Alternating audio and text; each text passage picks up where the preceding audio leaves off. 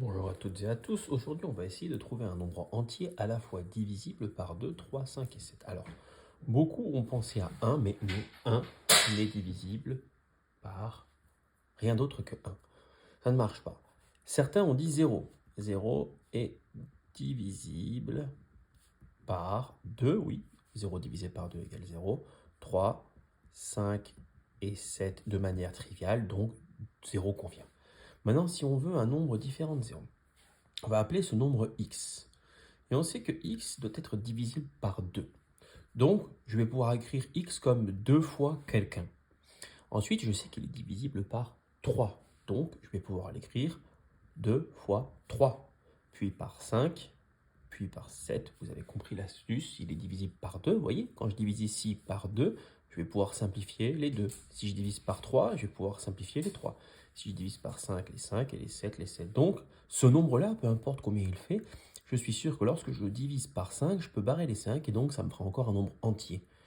Autrement dit, il est divisible par 2, 3, 5 et 7. Maintenant, je n'ai plus qu'à calculer. 2 fois 3, 6. 6 fois 5, 30. 30 fois 7, 210.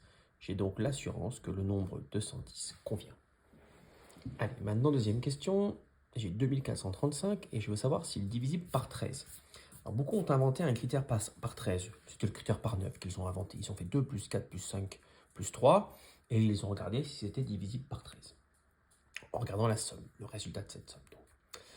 C'était pas une bonne idée puisqu'il n'existe pas de critères connus par 13 au collège. Donc du coup, je vais poser 2435 divisé par 13. Je fais une division. Dans 24, combien de fois 13? Il y va une fois 13, 13. Je fais 24 moins 13, il reste 9. J'abaisse le 3. Dans 93, combien de fois 13? Bon, j'ai un petit peu de mal, je ne connais pas ma table de 13. Je peux essayer 6 par exemple. 6 fois 3, 18, 8 et je retiens 1. 6 fois 1, 7. Ça semble pas trop mal. Donc je peux essayer 7 éventuellement. Allez, j'essaye 7. 7 fois 3, 21. 1 et je retiens 2. 7 fois 1, 7 et 2, 9. 91. Donc, il me reste 2. Là, je suis bien prêt. Le reste est plus petit que 13, donc c'est bon. J'abaisse le 5.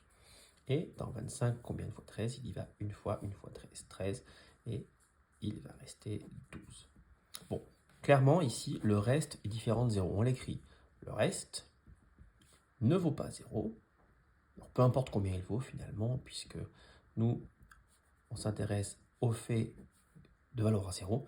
Donc, je peux garantir que 2435 n'est pas divisible par 13. Autrement dit, quand je vais poser cette division, cette fois-ci décimale, je vais avoir une virgule quelque chose.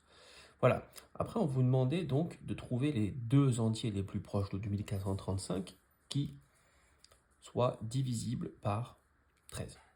Alors, le reste, c'est 12. Donc, on voit qu'il aurait fait 1 de plus, c'est-à-dire 2436. Bien, le reste aurait été 0, puisqu'on aurait eu 13 ici.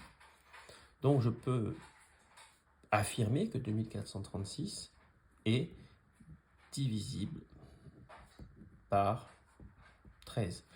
Et, puisque 2436 est divisible par 13, 13 de moins l'est aussi. 36 moins 13, ça devrait faire 23. Est aussi divisible par 13. Alors, je pourrais vérifier. Admettons, je mets un 6 ici. La division reste inchangée au début. Tout ça, ça reste inchangé. Bon, ça fait 2. Ici, par contre, je ne vais pas abaisser 5, mais je vais abaisser 6.